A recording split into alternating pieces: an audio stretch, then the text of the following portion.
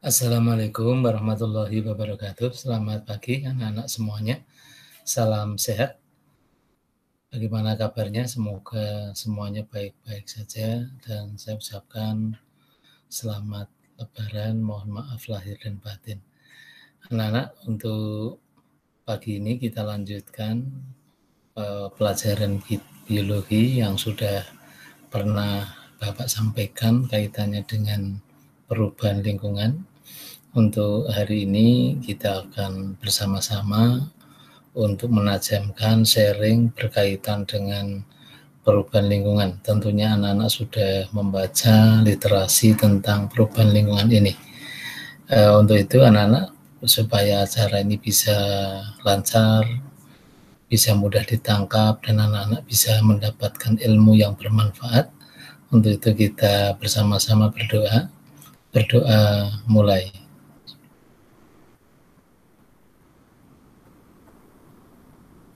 Selesai. Anak-anak, mari kita lanjutkan pelajaran kita untuk biologi perubahan lingkungan. Akan saya share PPT yang akan kami jelaskan supaya mempermudah pemahaman anak-anak semua kaitannya dengan pelajaran yang pernah Bapak sampaikan. Untuk itu, mari perhatikan, simak baik-baik, dan juga mungkin anak-anak ada pertanyaan, kita bisa diskusikan supaya nanti bisa lebih mudah untuk bisa kita pahami bersama. Ya.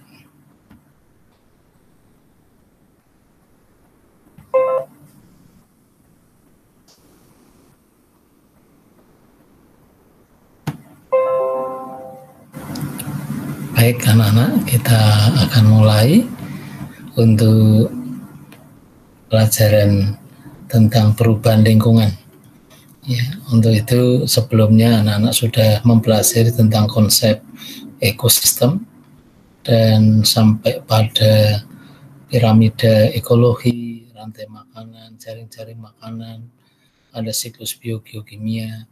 Ini semuanya sangat erat kaitannya pemahaman itu untuk memahami tentang perubahan lingkungan. Nah, kita akan membahas nanti tentang keseimbangan lingkungan, tentang perubahan lingkungan, pencemaran lingkungan, dan jenis polutan apa saja yang ada serta dampaknya, dan bagaimana upaya mengatasi masalah lingkungan. Jadi anak-anak fokus pada pembahasan ini, seluruhnya konsepnya kita harus memahami tentang ekosistem, adanya keseimbangan lingkungan, dan juga ada gangguan-gangguan lingkungan, serta bagaimana cara mengatasi masalah-masalah lingkungan. Ini sangat penting karena masalah ini sangat dekat dengan tempat tinggal kita, di mana kita hidup, dan kita merasakan begitu banyak perubahan-perubahan lingkungan yang terjadi. Nah, yang pertama tentang keseimbangan dan perubahan lingkungan hidup ini. Nah, kita pahami anak-anak bahwa lingkungan hidup, ya kita sering menyebutkan apa sih lingkungan hidup itu. Nah, coba perhatikan anak-anak bahwa lingkungan hidup itu merupakan kesatuan ruang dengan semua benda, daya, keadaan, dan makhluk hidup, termasuk kita, manusia, dan perilakunya, budayanya, yang dapat mempengaruhi peri kehidupan beserta makhluk hidup yang lainnya. Ini dituangkan dalam Undang-Undang Lingkungan Hidup, Undang-Undang Nomor 23 Tahun 1997. Kemudian konsep tentang keseimbangan lingkungan. Apa dan bagaimana lingkungan mengalami sebuah keseimbangan? Bahwa keseimbangan lingkungan itu adalah kemampuan lingkungan untuk mengatasi tekanan dari alam maupun aktivitas manusia dalam menjaga kestabilannya. Sehingga ada tanda dan ciri bagaimana lingkungan itu dalam keadaan seimbang. Apa kriteria lingkungan yang seimbang itu? Yang pertama, terjadi pola interaksi yang proporsional.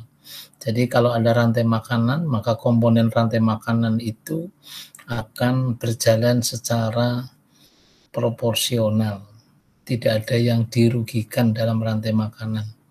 Ketika komponen-komponen itu yang terjadi berjalan dengan baik, maka lingkungan itu juga akan tetap terjaga keseimbangannya. Bisa Anda lihat di dalam rantai makanan dan jaring-jaring makanan pada bab ekosistem yang lalu. Yang kedua, lingkungan itu homeostatis. Jadi lingkungan ini mampu menahan dari tekanan-tekanan perubahan yang terjadi untuk memulihkan dirinya. Jadi ketika memang terjadi hal-hal yang terjadi interaksi yang kurang proporsional, namun lingkungan ini mampu bangkit, mampu untuk mengatasi tekanan-tekanan itu. Nah, ini namanya lingkungan masih memiliki homeostatis. Artinya tidak sampai terjadi sebuah kerusakan lingkungan yang sampai mengakibatkan lingkungan itu tidak memiliki daya lentingnya. Jadi kelentingan itu adalah kemampuan lingkungan untuk pulih dari sebuah kerusakan. Sebab itu, dalam lingkungan yang seimbang ini juga menjamin adanya pertumbuhan dan perkembangan organisme secara alami. Jadi tadi dalam rantai makanan masing-masing komponen ini mampu tumbuh dan berkembang secara alami. Tidak ada yang mendominasi, semuanya berkembang dengan batas-batas yang proporsional. Jadi akan mencapai sebuah keseimbangan. Misalnya kalau ada prey dan predator, maka antara prey yang dimangsa dan predator yang memangsa ini akan mencapai sebuah keseimbangan secara alami. Karena ketika ada yang mendominasi, rantai makanan itu tidak seimbang, tentunya ada yang dirugikan. Dan akhirnya ada yang kekurangan, rantai itu tidak bisa berjalan dengan baik. Yang keempat, memiliki daya dukung lingkungan. Artinya lingkungan itu memiliki kemampuan untuk memberikan menopang kehidupan yang ada di lingkungan itu. Ini adalah daya dukung lingkungan. Jadi ketika 4 faktor ini masih bisa berjalan dengan baik, maka lingkungan itu masih bisa dinamakan lingkungan dalam keadaan yang seimbang. Nah, kita akan lihat peta konsep perubahan lingkungan yang terjadi. Kita akan lihat bahwa yang pertama, kita amati bahwa terjadinya keseimbangan lingkungan ini ditentukan oleh keseimbangan komponen yang di dalamnya. Tadi seluruh interaksi itu masih proporsional. Nah, kalau ini terjadi secara proporsional, maka akan menimbulkan daya dukung lingkungan meningkat. Kemampuan lingkungan untuk bisa memberikan kecukupan kebutuhan-kebutuhan makhluk yang ada di lingkungan itu akan terpenuhi. Apabila tidak terpenuhi, maka akan terjadilah yang namanya gangguan keseimbangan lingkungan. Nah, ini kalau lingkungan itu ibaratnya lingkungan sedang sakit, nah mesti ada penyebabnya. Nah, penyebabnya apa? Kita akan bahas nanti salah satu penyebabnya karena adanya pencemaran lingkungan.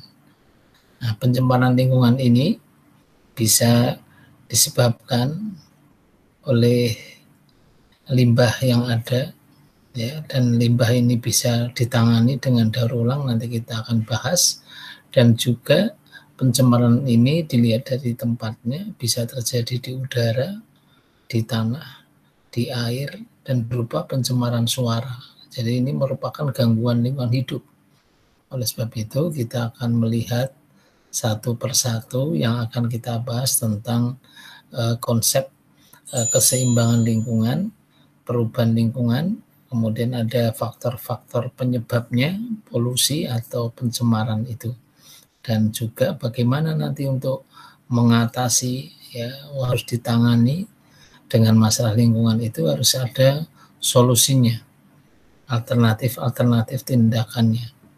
Baik anak-anak, kita akan lanjutkan bahwa kita tahu bahwa keseimbangan lingkungan yang Bapak contohkan di sini, coba bisa kalian amati di hutan yang heterogen ini. Tentunya di dalamnya ada komponen-komponen yang menopang jalannya interaksi antara lingkungan dengan makhluk hidupnya. Oleh sebab itu, ketika hutan ini mencapai sebuah keseimbangan antara komponen-komponen yang ada ini, bisa melakukan interaksi yang proporsional.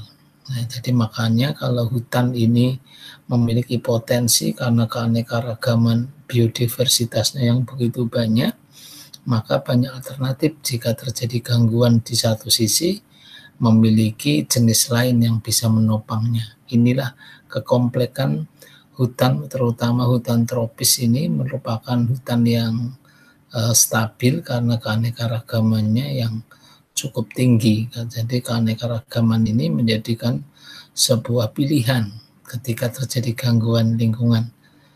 Baik anak-anak, kita akan melihat bahwa hubungan yang proporsional itu, misalnya fungsi hutan, kita akan bisa melihat pada daur biogeokimia air misalnya, karena sangat penting. Adanya hutan tadi sangat penting untuk menjadi hidrologi tanah, karena pada daur biokimia air, kalau Anda amati bahwa air ini bisa terjadi siklus ya, dari penguapan, dari transpirasi menjadi awan, kondensasi, dia akan turun hujan. Ya, dari hujan ini ada yang langsung terserap kembali ke tanah, diserap oleh akar-akar tumbuhan, tersimpan menjadi air tanah. Tapi ada yang mengalir lewat sungai, kemudian menguap kembali dan jadi uap air. Oleh sebab itu, ketika terjadi gangguan hutan, tentunya daur biogeokimia ini akan juga terganggu. Maka banyak yang berpendapat memang ini sudah memulai dirasakan sulitnya mencari air tanah, ya, air tawar. Dengan adanya kerusakan hutan sebagai penjaga hidrologi itu, maka dengan kerusakan hutan ini, jangan sampai kandungan air tanah ini menjadi sangat minim, sehingga orang akan sulit untuk mencari air tawar yang ada. Oke, anak-anak. Jadi daur biokimia ini sangat penting. Apa yang akan terjadi jika memang konversi lahan hutan? Jadi hutan-hutan itu dialih fungsikan. Ya, mungkin masih hutan, tapi menjadi hutan yang monokultur, hutan kebun yang hanya memiliki beberapa satu jenis tanaman, sehingga sangat rentan terhadap kerusakan. Oleh sebab itu, hutan-hutan alam, hutan-hutan yang hidrogen ini menjadi hutan konservasi sangat penting.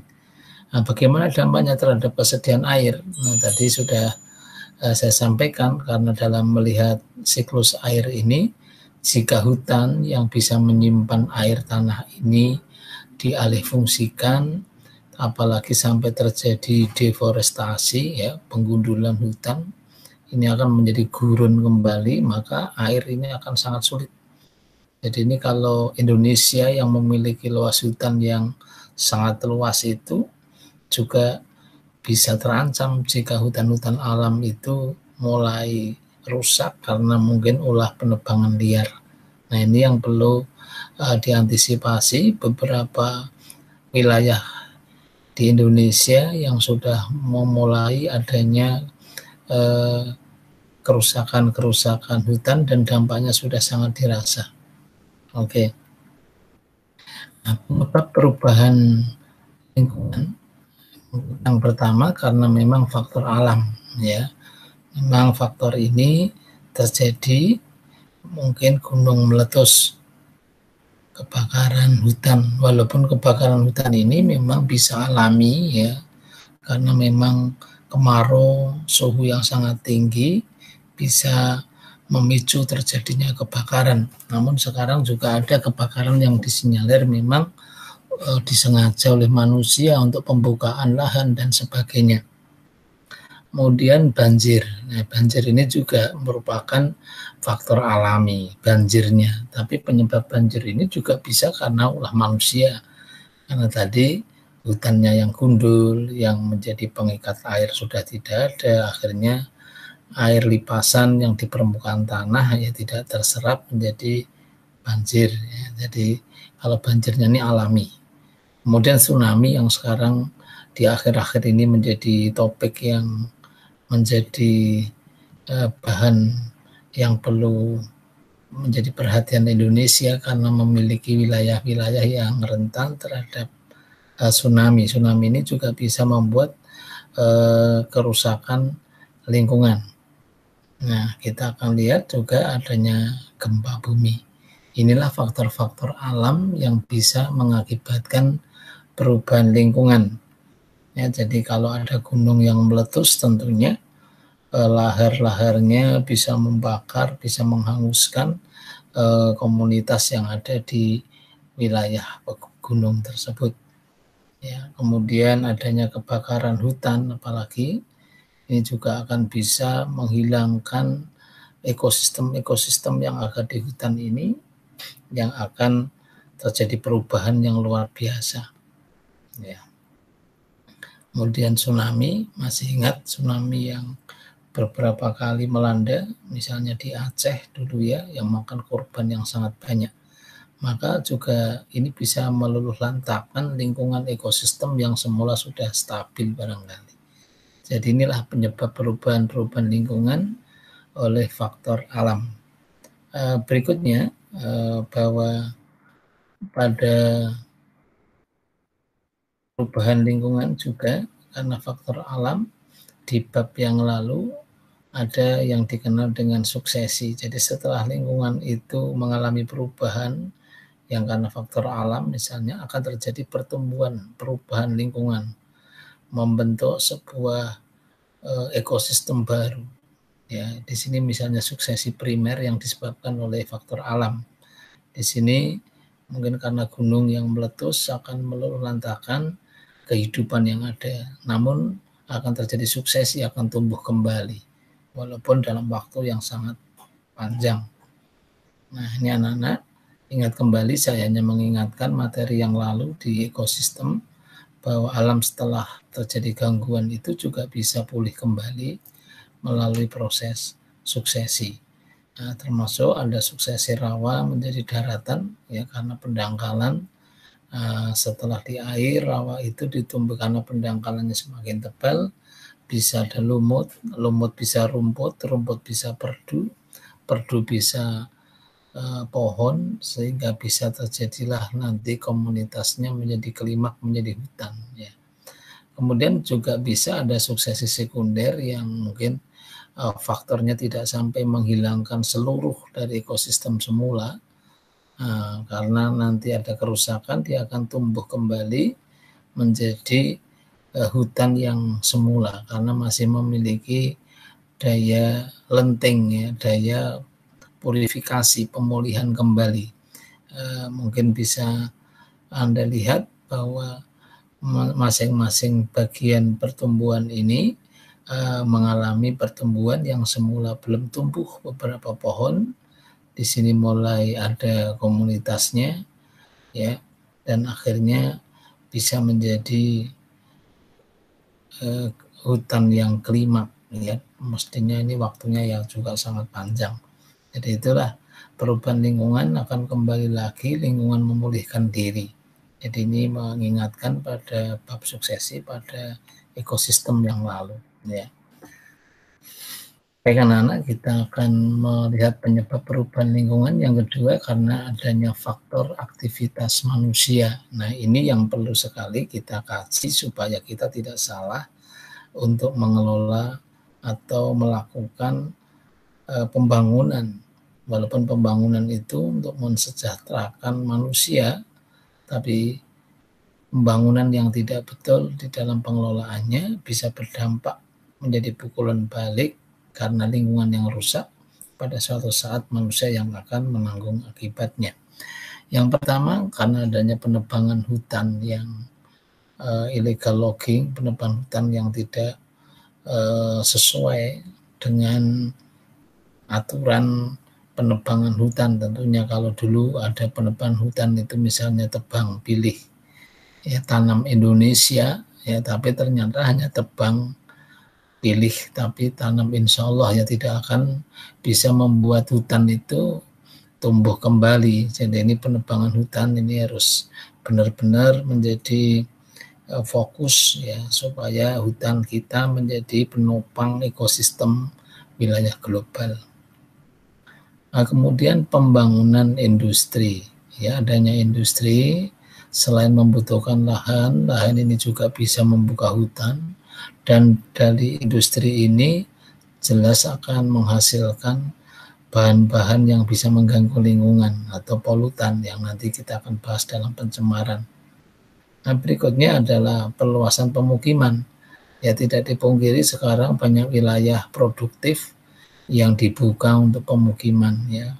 Mungkin sawah yang dikeringkan akhirnya menjadi perumahan atau tempat-tempat yang semula hijau ya kemudian dialihfungsikan menjadi tempat pemukiman. Nah, ini juga menjadi sebuah kebutuhan, namun kalau ini tidak diberikan penataan tata ruang yang baik, maka proporsi antara ruang penyangga dengan pemukiman yang tidak seimbang ini ya bisa membahayakan adanya lingkungan yang tidak stabil. Kemudian berikutnya sekarang cenderung adanya pertanian monokultur. Ya. Hutan itu diubah menjadi hutan jati, menjadi hutan pinus, menjadi hutan-hutan yang lain yang tanaman produktif. Karena pertanian yang monokultur ini juga rentan, ya, termasuk hutan yang ditanam kebun kelapa sawit, ada kopi. Ketika memang diserang penyakit, maka akan sangat rentan dan rusak. Satu rusak karena sejenis ya rusak semua. Berbeda dengan hutan alam yang memang memiliki keanekaragaman hayati yang sangat banyak. Ya, jadi pertanian monokultur ini banyak juga berandil dalam perubahan lingkungan. Kemudian pencemaran. Ya, nanti kita akan bahas yang paling banyak adanya pencemaran yang bisa mempengaruhi terjadinya kerusakan lingkungan. Ya, jadi kita lihat satu gambaran yang sangat ekstrim dengan adanya kerusakan lingkungan karena penebangan liar. Ini sangat prihatin kita ketika hutan kita yang menjadi potensi besar Indonesia, menjadi penyangga oksigen dunia dan menjadi penyedia air tawar untuk kehidupan, tapi ketika hutan kita sudah rusak, ini yang rugi tidak hanya Indonesia, yang rugi adalah global. Ya, wilayah dunia akan kena dampaknya semua. Ya, ini perubahan iklim dan sebagainya. Baik anak-anak, kita lanjutkan tentang pencemaran. Nah, apa itu pencemaran? Nah, sering kita mengistilahkan polusi, ya, pencemaran ini. Kita lihat di Undang-Undang 23 1997 di pasal 1 ayat 12 bahwa pencemaran lingkungan hidup itu adalah masuknya atau dimasukkannya makhluk hidup. Bisa saja karena yang merusak ini polutannya berupa makhluk hidup, makhluk asing misalnya ya. Zat ya, polutan bisa energi dan atau komponen lain ke dalam lingkungan hidup yang menyebabkan lingkungan hidup tidak dapat berfungsi sesuai dengan peruntukannya. Jadi kalau sudah tidak bisa berfungsi sesuai dengan peruntukannya, ini sudah kategori terjadi pencemaran. Tentunya ada batas-batas tertentu, nanti akan kita bahas ambang batas, nilai ambang batas itulah yang menyebabkan lingkungan akan berubah dan lingkungan sudah tidak memiliki daya lenting ya untuk bisa memulihkan dirinya. Oke. Kemudian suatu lingkungan dikatakan tercemar. Nah, tadi yang saya sampaikan apabila bahan-bahan yang menyebabkan polusi atau dinamakan polutan itu jumlahnya melebihi nilai ambang batas sehingga menyebabkan menurunnya kualitas daya dukung lingkungan ya, kemampuan lingkungan untuk menyangga, memberikan, memenuhi kebutuhan makhluk hidup yang ada dan terganggunya kehidupan makhluk hidup ya. Jadi ini menjadi definisi pencemaran. Nah, apa saja jenis polutan itu? Kita akan lihat jenis polutan bentuknya berupa limbah cair. Ada yang berupa limbah padat. Ada yang berupa limbah organik. Yang keempat ada limbah daur ulang. Ya, ini termasuk hasil-hasil daur ulang yang mengeluarkan limbah juga. Ya, atau hasil-hasil misalnya kursi yang rusak, kemudian ada pot-potan yang rusak, ini bisa juga dimasukkan limbah daur ulang. Kemudian yang kelima adalah limbah berbahaya. Ini nanti kita akan bahas dengan limbah B3. Ini penting harus kita kenali di dalam pengelolaan, karena pengelolaan itu harus mengenal jenis limbahnya. Bagaimana mengelola limbah cair, bagaimana mengelola limbah padat, bagaimana mengelola limbah yang berbahaya. Ini harus memiliki pengelolaan yang tepat sehingga kita betul-betul bisa meminimalisir atau mengurangi dampak negatif dari limbah-limbah ini. Nah, karena limbah tadi menimbulkan pencemaran, maka ada macam-macam pencemaran. Ya, dilihat tempat terjadinya pencemaran. Yang pertama, pencemaran air. Ya, jadi ini yang banyak di sini pencemaran air ini ya limbah cair tadi bisa masuki. Jadi dari mana sumber polutannya? Coba anak-anak mungkin bisa menyebutkan pencemaran air ini dari mana sumber polutannya. Iya, jadi ini sih bisa limbah domestik dari keluarga, bisa industri, bisa pertanian, ya ini macam-macam limbahnya. Yang pertama bisa limbah domestik, ya limbah dari keluarga, limbah dari industri yang berkumpul, limbah pertanian, ya adanya pestisida, adanya pupuk, ini airnya juga bisa mencemari sungai. Dan sungai jelas karena akan mengalir sambung menyambung bisa bermuara, ya sampai akhirnya juga bisa ke laut, ya. Kemudian ada limbah rumah sakit, ini juga anak-anak sangat penting ini karena limbah rumah sakit banyak limbah yang berbahaya, maka perlu adanya pengaturan tersendiri. Limbah rumah sakit ini tidak bisa langsung dibuang di perairan, ya harus ada tata caranya. Nah, nanti akan kita bahas. Jadi dari mana sumber polutan air ini bisa dari berbagai sumber, ya. Dan memang dalam pengelolaan ini mestinya setiap sungai misalnya harus diatur ada one river one management, itu lebih bagus, satu sungai satu manajemen, ada SK-nya. Kalau memang sungai itu untuk hanya membuang dari industri, ya buangan industri itu sehingga nanti akan terpantau jenis pencemarannya. Demikian juga yang untuk pertanian, maka nanti akan jelas pengelolaannya sehingga untuk meminimalis dari bahan-bahan polutan itu bisa dilakukan pengelolaan dan bisa air yang ada itu tidak merugikan. Ya, apalagi di dalam limbah rumah sakit, ya limbah yang ada limbah yang infeksius, ada penyakit yang menular dan sebagainya, ini butuh penanganan khusus. Yang nanti akan kita jelaskan tipe-tipe instalasi pengolah air limbahnya. Oke anak-anak, kita lanjutkan. Nah, pencemaran air ini dari sumber ini bisa kalian lihat kerusakan dari lingkungan yang diakibatkan oleh pencemaran air. Ya, polutannya yang begitu banyak dari sampah-sampah yang berserakan semuanya dibuang di air. Bahkan diperkirakan orang punya budaya bahwa membuang di air itu menjadi cara membuang yang paling efektif. Habis dibuang sudah akan berjalan sendiri, nggak taunya ini akan menimbulkan masalah besar. Hampir semua di kota, sungai-sungainya itu punya permasalahan dengan pencemaran airnya. Nah ini jangan sampai kita yang sudah mempelajari tentang pencemaran ini ikut memperparah, memperberat ya kualitas air sungai yang akan berdampak pada kehidupan manusia. Berikutnya adalah pencemaran udara. Jadi di udara ini juga ada beberapa pencemaran. Dari mana saja sumber polutannya? Nah, tentunya ada dua kategori, ada pencemar primer.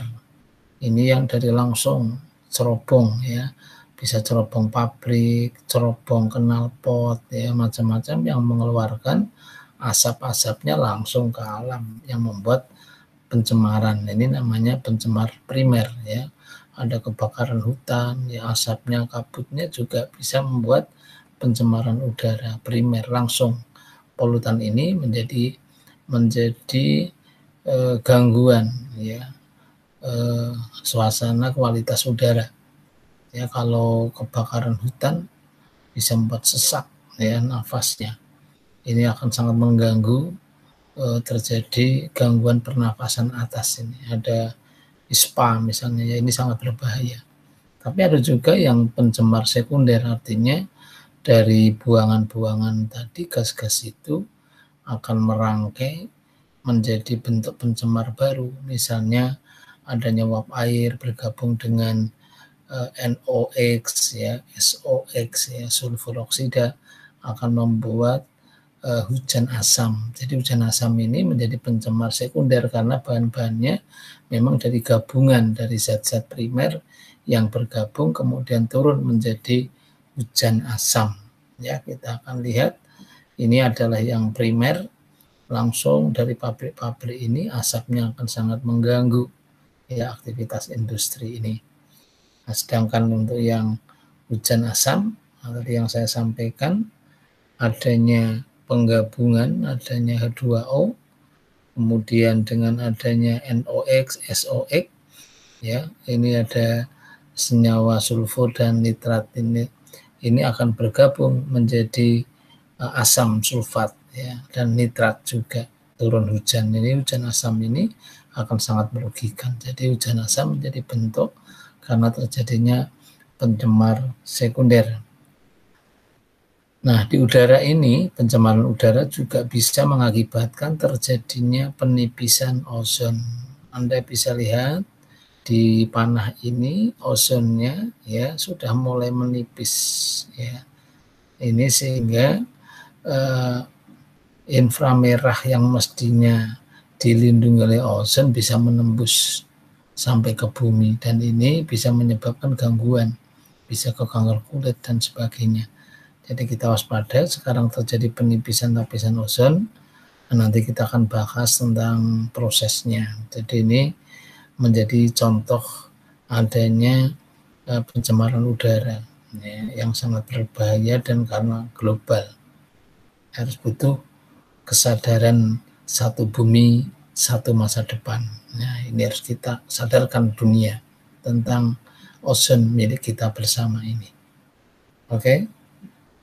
Dan juga ada efek rumah kaca ya, karena adanya zat-zat polutan CO2 misalnya ya, efek rumah kaca ini ya, ada klorofluorokarbon ya, kita akan bahas jenisnya. Matahari yang masuk cahayanya mestinya akan diserap sebagian ke bumi dan sisanya dipantulkan kembali ya, dipantulkan sehingga bumi tidak terasa panas.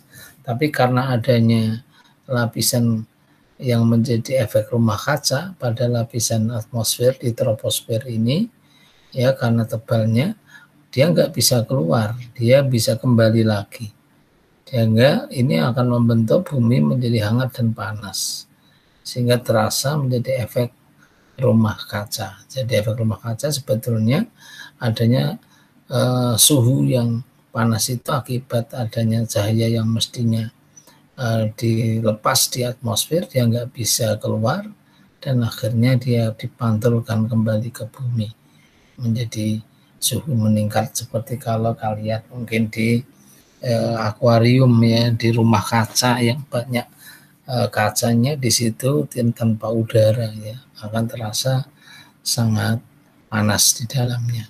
Nah, ini sama dengan gambaran yang sekarang.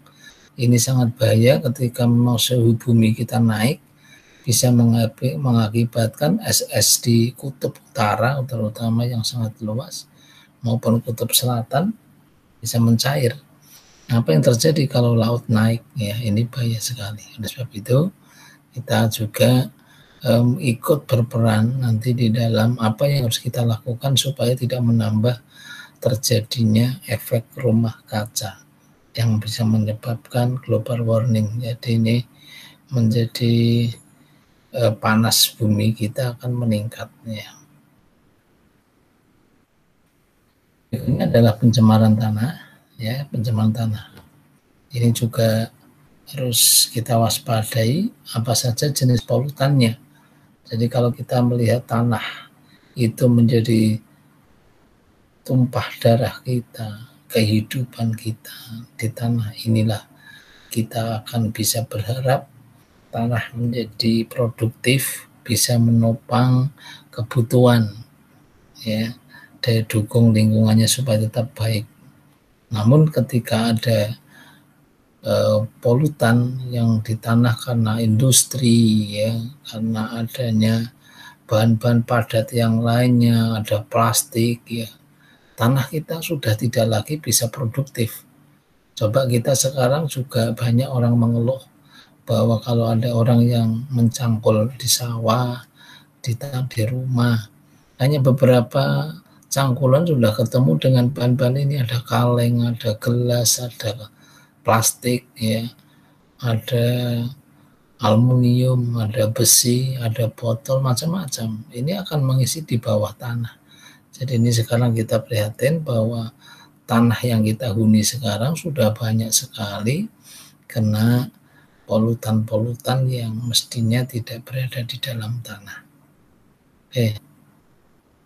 Bagaimana meminimalisir, mengurangi limbah padat yang tadi di tanah itu sebagian besar limbah padat. Ya, ada kaleng, ada gelas, ada besi, ada plastik, ya, macam-macam. Ini yang menjadi sumber utama dari pencemaran tanah. Sebab itu kita bisa reuse, menggunakan kembali. Jadi misalnya botol itu masih bisa kita gunakan kembali.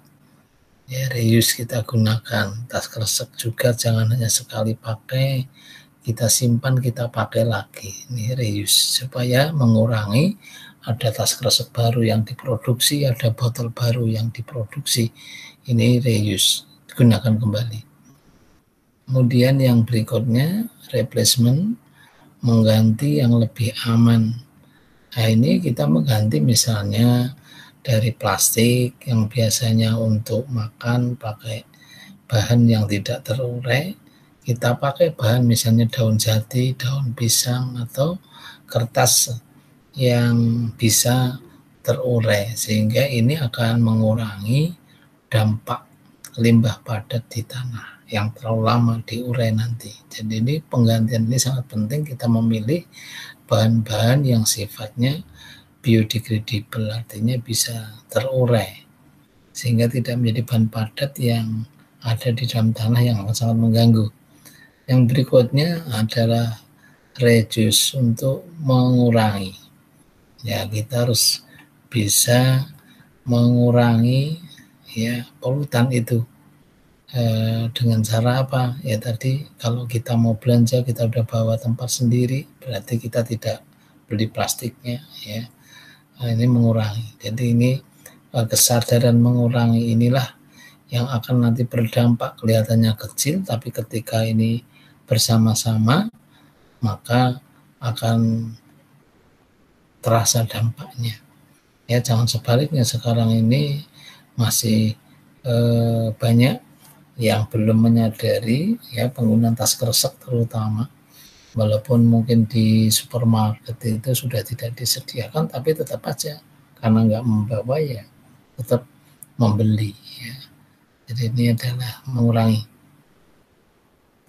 Kemudian berikutnya recycle, mendaur ulang. Nah, ini ada membuat kompos, ada membuat plastik, semuanya didaur ulang menjadi bahan-bahan lain, ya. Ini didaur ulang dengan recycle. Dan kemudian ada recovery, menjadikan bahan yang limbah itu menjadi bahan baku yang lain, misalnya tepes, kelapa misalnya terbuang diolah, mungkin bisa jadi busa, ganti busa, kemudian dari batok kelapa bisa menjadi arang ya dan sebagainya. Ini harus memiliki recovery, menjadikan bahan baku yang lain sehingga mengurangi adanya limbah, karena limbah itu sebuah hasil samping yang tidak termanfaatkan. Ketika termanfaatkan maka tidak lagi jadi limbah. Jadi ini anak-anak untuk meminimalisir, anak-anak akan mengenal reuse, replacement, reduce, recycle, dan recovery. Tentunya juga masih ada yang lain, anak-anak bisa menggali sendiri dan juga tidak hanya tahu tapi mempraktekkannya. Sehingga perbuatan kecil yang kita lakukan akan berdampak besar untuk lingkungan yang akhirnya kembali akan kita rasakan bersama-sama. Jadi tadi saya sampaikan satu bumi, satu masa depan yang berkaitan dengan pencemaran ini. Berikutnya adalah pencemaran suara. Jadi tetap pencemaran bentuknya suara. Ini karena suara yang bising akan sangat mengganggu ya. Kalau baku mutu dari suara mungkin di Indonesia sekitar 85 desibel. Kalau lebih dari itu akan sangat terganggu kita. Ya, termasuk untuk suara yang bisa kita dengar itu ya ada frekuensi yang masih bisa kita terima ya, sehingga ini juga harus jangan melebihi. Ketika sampai melebihi dari yang bisa kita terima bisa mengganggu ya. Kita coba bahwa suara ini bisa membuat gangguan ketenangan jiwa, bisa ke darah tinggi ya, ketidaknyamanan. Maka di orang-orang yang di perkotaan karena bising ya dia cenderung kalau ingin istirahat ya mungkin mencari tempat yang tenang di villa, dia ingin jauh dari suara. Jadi ini pencemaran suara. Jadi pencemaran suara ini sekarang bisa karena mungkin suara dari yang mungkin terputus-putus tapi terus, misalnya ada suara orang mungkin di bengkel ya, ada palu yang berbunyi walaupun tidak terus-menerus tapi terputus tapi dengan cara yang sama, ini juga mengganggu. Apalagi kalau yang kontinu ya ini akan sangat mengganggu, misalnya pabrik mesinnya yang menyala terus, ini sangat mengganggu. Jadi pencemaran suara ini.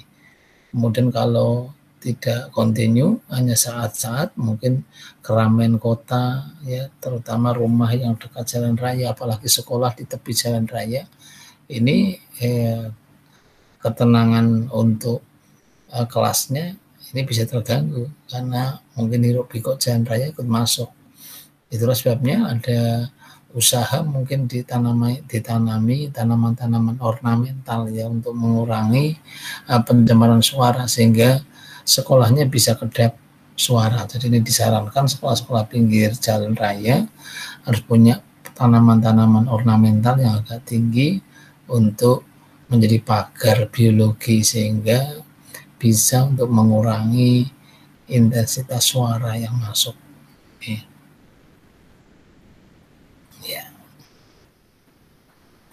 Nah, bagaimana upaya mengatasi masalah lingkungan anak-anak? Tentunya kita setelah tahu macam-macamnya, yang lebih penting bahwa kita harus andil, action melalui perbuatan, kita harus ikut mengatasi masalah lingkungan ini.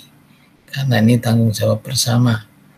Yang pertama, kita harus tahu bahwa upaya mengatasi masalah lingkungan ini dengan konservasi, yaitu usaha untuk melindungi, mengatur, memperbaharui sumber daya alam. Ini harus dikonservasi. Jadi kita memang harus berusaha ya, kita tidak sampai boros ya, kita mengeksplorasi tanpa batas ya, tapi justru kita akan memiliki perlindungan pengelolaan konservasi ini. Kemudian ada konservasi sumber daya alam hayati ya, biodiversity ini juga harus dilindungi, jangan sampai ada yang punah Karena bagaimanapun saya ingatkan tadi anak-anak, pada lingkungan yang seimbang tidak boleh ada rantai makanan yang putus atau tidak berjalan yang proporsional ya. Nah, kalau ini akan terjadi kepunahan, tidak hanya makhluk hidup di situ saja yang akan kena dampak, tapi justru juga di rantai makanan yang lain, bahkan di jaring-jaring makanan. Jadi harus ada konservasi sumber daya alam hayati ya, biodiversity, keanekaragaman hayati juga harus dijaga. Yang kedua, konservasi air tadi, bahwa melindungi air ini penting, jangan sampai kita sampai kekurangan air. Maka bisa ditampung ya, karena mungkin ada daerah-daerah yang musim penghujannya ya ini agak jarang, maka ini perlu ada penampung, bisa cek dam, bisa pembuatan waduk. Ini konservasi air. Kalau menurut biologi juga bisa dengan menanam hutanisasi, jadi hutan sebagai penjaga hidrologi tanah, kandungan air tanah. Ini konservasi air. Ada konservasi tanah, ya, supaya tanah tidak rusak, maka ada reboisasi. Ini penting karena manusia selalu mengambil, maka harus dihijaukan kembali. Kemudian ada rotasi tanaman, jadi jangan monokultur, tanaman ini diganti supaya unsur hara tanah tidak habis. Mungkin dalam mekanik ada pembuatan sengkedan supaya tidak terjadi erosi tanah. Ini cara-cara konservasi dari tanah. Ada konservasi hutan, nah ini tentunya bahwa bagaimana melindungi hutan, ada peraturan penebangan hutan yang tadi saya sampaikan, salah satunya adalah tebang pilih tanam Indonesia. Mungkin ada banyak sekali, bagaimana pengelolaan aturan hutan ini harus sangat jelas, sehingga hutan ini menjadi hutan lindung, betul-betul hutan ini diperuntukkan untuk menjaga lingkungan, jangan sampai terjadi konflik kepentingan. Misalnya kalau di Segara Anakan ya, di kampung laut itu lumpur terkirim yang sangat banyak sehingga terjadi pendangkalan. Kenapa? Mungkin di wilayah atas ya, dengan melalui Sungai Citandui itu di atas tidak dihutanisasi. Mungkin banyak tanaman produktif sehingga air lipasannya ketika hujan semuanya terbawa lumpur itu. Nah, ini harus ada manajemen antar daerah tentang wilayah konservasi hutan ini. Ini membutuhkan kesadaran bersama. Jadi tidak mudah karena hutan ini wilayahnya mungkin berbagi wilayah. Ya. Oke, berikutnya adalah konservasi energi. Jadi kita juga sekarang berpikir energi fosil yang kita pakai itu tidak bisa diperbarui, ya lama-lama akan habis. Kita harus lari pada energi-energi alternatif. Ya, energi yang mungkin pakai cahaya matahari, pakai angin, ya macam-macam. Ini sudah mulai digali banyak sekali, atau energi yang terbarui ya, bioetanol, ada macam-macam yang bisa melalui unsur-unsur biotik ya. Ini adalah konservasi energi. Jadi prinsipnya untuk mengatasi masalah lingkungan ini perlu adanya konservasi. Ya, konservasi ini karena untuk mengatur, melindungi, dan juga sekaligus memperbaharui ya sumber daya alam itu. Ya kan anak? Penanggulangan pencemaran lingkungan. Nah, penanggulangannya yang pertama administratif. Perlu adanya pembuatan aturan karena memang lemahnya utama di dalam penataan lingkungan ini masih dalam tataran tidak tercukupinya aturan-aturan yang memadai, atau memang aturannya sudah ada tapi kesadaran tentang pelaksanaannya yang masih sangat lemah karena mungkin pengawasannya juga yang masih sangat lemah. Termasuk di Indonesia sudah ada Undang-Undang 23 1997 pengelolaan lingkungan hidup, tapi pelanggaran lingkungan masih banyak. Nah, ini butuh kesadaran nanti. Jadi ini aturan tentang pengelolaan lingkungan perlu ditetapkan sehingga ini menjadi payung hukum. Sangat penting ini karena kalau aktivitas manusia tidak diatur melalui aturan-aturan baku di hukum ini, nanti akan bisa membuat ketimpangan-ketimpangan tumpang tindih antara kegiatan-kegiatan manusia yang berpotensi terhadap kerusakan lingkungan. Kemudian ada baku mutu lingkungan, memang harus dibuat patokan. Mungkin termasuk tadi saya sampaikan suatu wilayah dikatakan tercemar, polutan itu harus melebihi nilai ambang batas. Nilai ambang batas ini harus dieskakan supaya air yang layak seperti apa, udara yang layak seperti apa, makanan yang bisa dimakan tidak mengandung bahan apa saja, kandungannya tidak boleh melebihi apa. Ini baku mutu, ini termasuk baku mutu lingkungan, baku mutu air ya, air baku mutu A, B dan seterusnya harus ditentukan ini. Standarisasi ini penting untuk bisa mengontrol kualitas ya dari lingkungan, apakah lingkungan ini masih bagus apa sudah tercemar ya. Kemudian unit usaha, pabrik, industri ya, rumah sakit ya, ini rumah sakit harus memiliki pengolah limbah, ini sangat penting ya.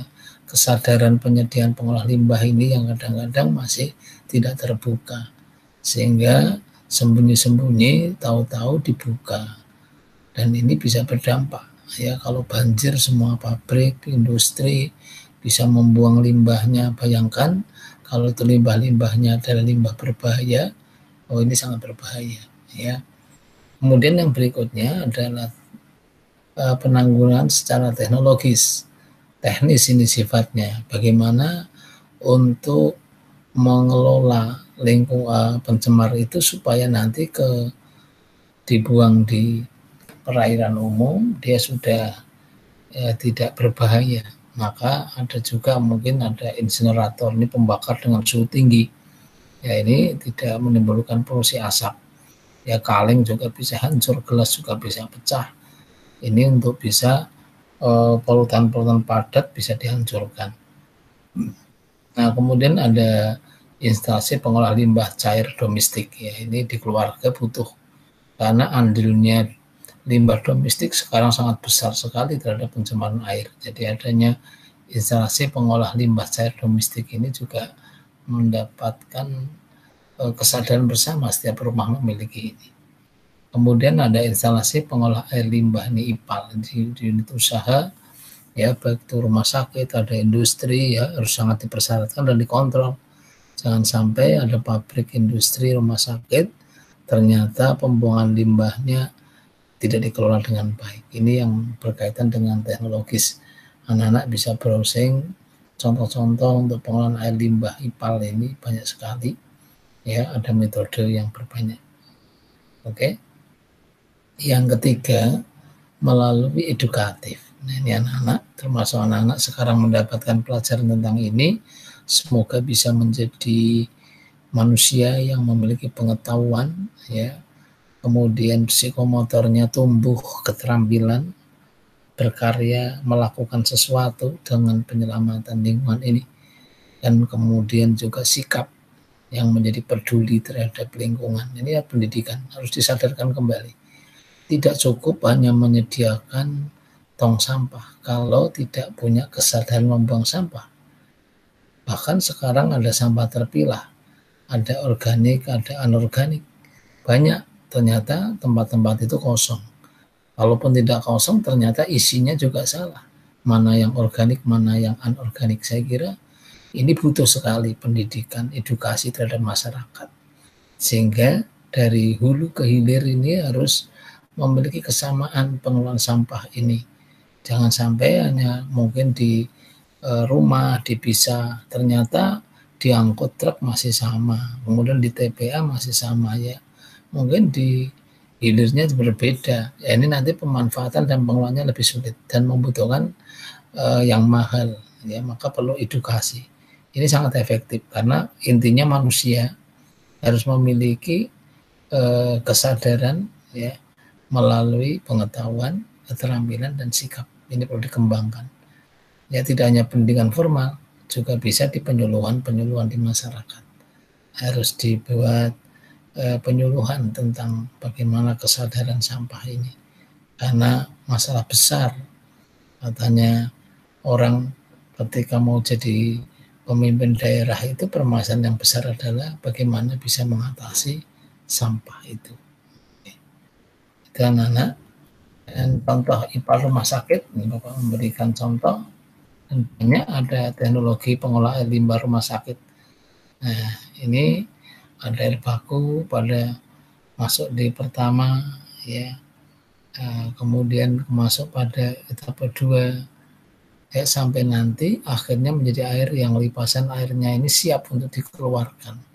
Jadi ini IPAL ada macam-macam sistem, ya, ada sistem Clair, ada juga yang menggunakan sistem BioClair, ya. Ini juga ada limbah, ada bak kontrol yang pertama, kemudian ada penguraian aerob, di sini ada, kemudian pada proses lebih lanjut, dan sehingga nanti ketika air dibuang di terakhir ini sudah tidak berbahaya. Ini sangat penting, harus dikontrol sehingga industri, ada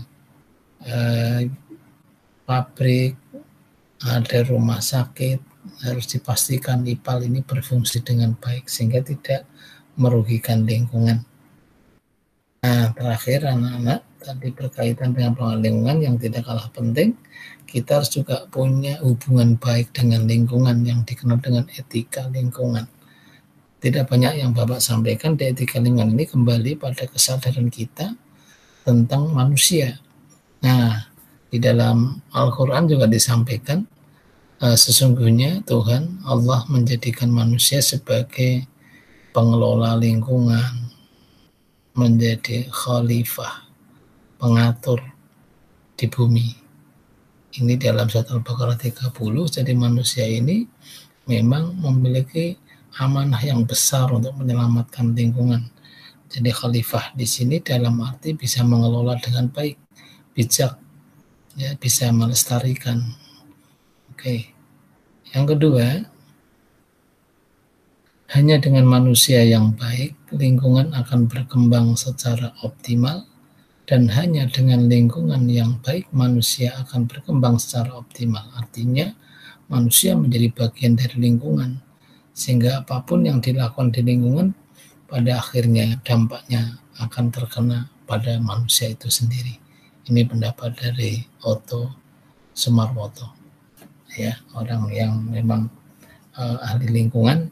Dan saya yakin dengan kerangka ini kita semua punya kesadaran, mari bersama kita menjadi manusia yang khalifah di bumi, menjadi ramah dengan lingkungan, menjadi pengelola lingkungan, bertanggung jawab tentang apa yang kita perbuat supaya tidak berdampak negatif terhadap lingkungan. Boleh membangun, karena membangun itu intinya untuk mensejahterakan manusia. Tapi ketika membangun tidak berwawasan lingkungan, maka gilirannya menjadi pukulan balik, kerusakan lingkungan akan berdampak negatif pada manusia. Oleh sebab itu, pembangunan harus menjadi pembangunan yang berkelanjutan, tidak berhenti sampai saat ini, karena lingkungan ini adalah harus kita wariskan kepada anak cucu kita. Jadi saya kira demikian anak-anak, dan saya ucapkan terima kasih. Semoga anak-anak setelah mengikuti ini menjadi orang-orang yang peduli, sadar lingkungan, bahkan bisa menyelamatkan lingkungan, mengabdi untuk pengelolaan lingkungan, karena lingkungan ini yang tanggung jawab adalah kita semuanya. Saya kira ketika manusia sadar tentang pengelolaan lingkungan ini, maka lingkungan kita menjadi nyaman, bahwa lingkungan adalah ruang yang kita butuhkan untuk mendapatkan seluruh kebutuhan kita, sehingga daya dukung lingkungan akan tetap baik, memberikan kecukupan untuk kita semuanya. Saya kira demikian anak-anak, selamat untuk belajar, untuk mengikuti nanti pada ulangan atau penilaian semester atau penilaian akhir tahun. Namun sebelumnya nanti anak-anak tetap mengerjakan untuk soal-soal yang berkaitan dengan ekosistem dan soal tentang perubahan lingkungan. Saya kira demikian anak-anak, terima kasih, selamat belajar, Selamat menerapkan apa yang Bapak sampaikan. Semoga anak-anak bisa menjadi manusia-manusia pengelola lingkungan yang baik. Ya. Saya kira ini semoga kita semuanya akan menjadi manusia yang diserai sebagai khalifah, bertanggung jawab tentang lingkungan, mulai dari diri kita mulai dari yang kecil, ya, sehingga mulai sekarang insya Allah akan bisa berdampak yang besar. Saya kira demikian anak-anak, terima kasih. Selamat bertemu kembali pada pertemuan yang akan datang. Semoga anak-anak tetap semangat dan senang belajar biologi yang bisa diterapkan dalam kehidupan kita. Sekian, Assalamualaikum warahmatullahi wabarakatuh. Salam sehat dan salam semangat.